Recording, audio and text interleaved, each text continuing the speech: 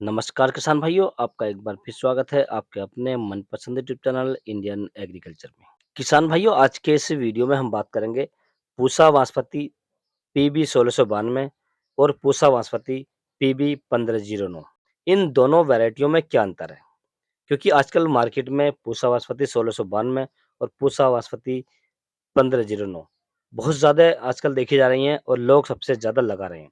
परंतु हमें इसके बारे में पूरी नॉलेज होनी चाहिए कि इन दोनों वैरायटी में कितना अंतर है, इनका पकने का समय कितना है, दोनों के बीज की मात्रा कितनी लेनी चाहिए और पकने के बाद में जो पैदावार हमें मिलती है, कौन-सी वैरायटी की ज़्यादा मिलती है, कौन-सी वैरायटी के अंदर बीमारियाँ ज़्यादा आती हैं।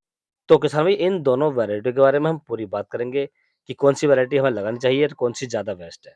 तो आप वीडियो को पूरा देखें, अंत तक देखें ताकि आपको सही जानकारी प्राप्त हो सके और जो किसान भाई चैनल पर पहली बार आएँ, उनसे रिक्वेस्ट है कि चैनल को सब्सक्राइब कर लें और पास वाली घंटी को भी दबा दें, ताकि हमारे आने वाले ऐसे ही नए वीडियो आपको सबसे पहले प्राप्त होते रहें। किसान भाई ये पूसा बासमती पीबी 1509 यह काफ़ी पुरानी वैरायटी है और सबसे अच्छी वैरायटी मानी जाती है चावल के मामले में, क्योंकि इसका चावल स्वादिष्ट होने के साथ-साथ सुगंधित भी होता है किसान भाइयों। अर्थात इस चावल की जो डिमांड होती है, वो देश-विदेश में सबसे ज़्यादा रहती है किसान भाइयों। परंतु कृषि वैज्ञानिकों ने पूसा बासमती पीबी 1509 को क्रॉस कर इसी के अनुसार इसी की तरह दूसरी वैरायटी पीबी 1692 लॉन्च की है। किसान भाइयों, यदि हम इन दोनों वैरायटियों के बारे में अंतर के बारे में बात करें, जो पूसा बासमती 1509 की वैरायटी है, इस वैरायटी की यदि हम बुवाई की बात करें, तो आप इसकी जो नर्सरी है, मार्च, अप्रैल, मई और जून के महीने में आसानी से डाल सकते हैं। अर्थात आप इन महीनों में इसे उगा सकते हैं या इसकी जो फसल कर सकते हैं।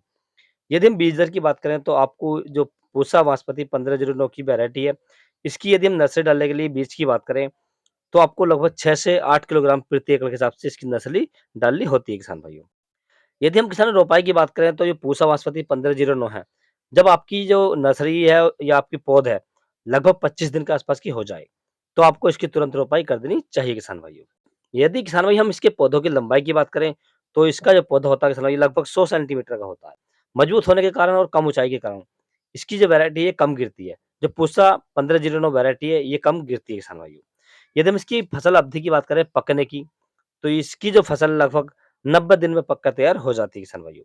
यदि किसान भाई हम पूसा बासमती पीबी 1509 की पैदावार की बात करें, तो यह वैरायटी हमें लगभग 20 से 22 क्विंटल की पैदावार देकर जाती है प्रति एकड़ के हिसाब से। इसके अंदर यदि हम रोग की बात करें, तो इसके अंदर किसान भाई बकानिया रोग बहुत ज़्यादा आता है। अर्थात जब पौधे जड़ से गलते हैं, सूख जाते हैं, कुछ झंडा रोग भी कहते हैं किसान भाइयों। ये बीमारी इसके अंदर सबसे ज़्यादा आती है किसान भाइयों। अब बात कर लेते हैं पीबी 1692 के बारे में।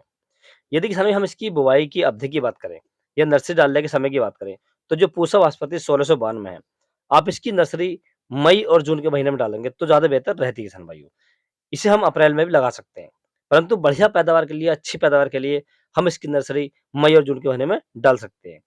यदि किसान भाई हम इसके बीज की बात करें नर्सरी डालने के लिए, तो आपको लगभग 6 से 7 किलोग्राम प्रति एकड़ के हिसाब से इसकी नर्सरी डाल देनी चाहिए किसान भाइयों। यदि हम नर्सरी की रोपाई करने की बात करें, तो जब आपकी नर्सरी 20 से 22 दिन के आसपास की हो जाए, तो आपको इसकी रोपाई कर देनी चाहिए किसान भाइयों।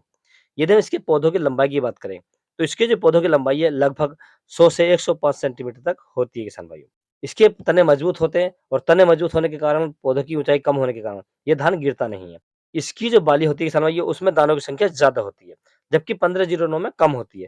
इसकी बाली कुछ लंबी भी होती है और दाने घने होते हैं किसान भाई। यदि किसान भाई हम इसके पकने की अवधि की बात करें, तो ये वैरायटी में लगभग 90 दिन में पककर तैयार हो जाती है किसान भाइयों।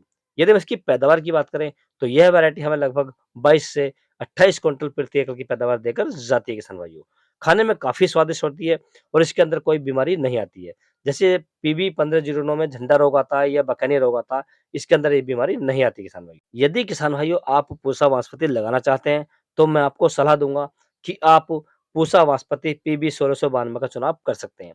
आप इससे अच्छी पैदावार भी ले सकते हैं और आपकी जो फसल है उसके अंदर बीमारी भी नहीं आएँगी किसान भाई, क्योंकि नई वैरायटी है 2020 में लॉन्च हुई है, तो आप इसका प्रयोग कर सकते हैं किसान भाइयों। यदि किसान भाइयों आपको किसी फसल के संबंधित कोई भी जानकारी चाहिए तो आप मुझे कमेंट्स कर सकते हैं। मैं आपको उसका जवाब देने की तुरंत कोशिश करूँगा किसान भाइयों। यदि किसान भाइयों मेरे द्वारा दी गई जानकारी आपको अच्छी लगी हो, वीडियो पसंद आया तो वीडियो को लाइक करें, शेयर करें और चैनल को ज़रूर सब्सक्राइब करें। Thanks for watching my video.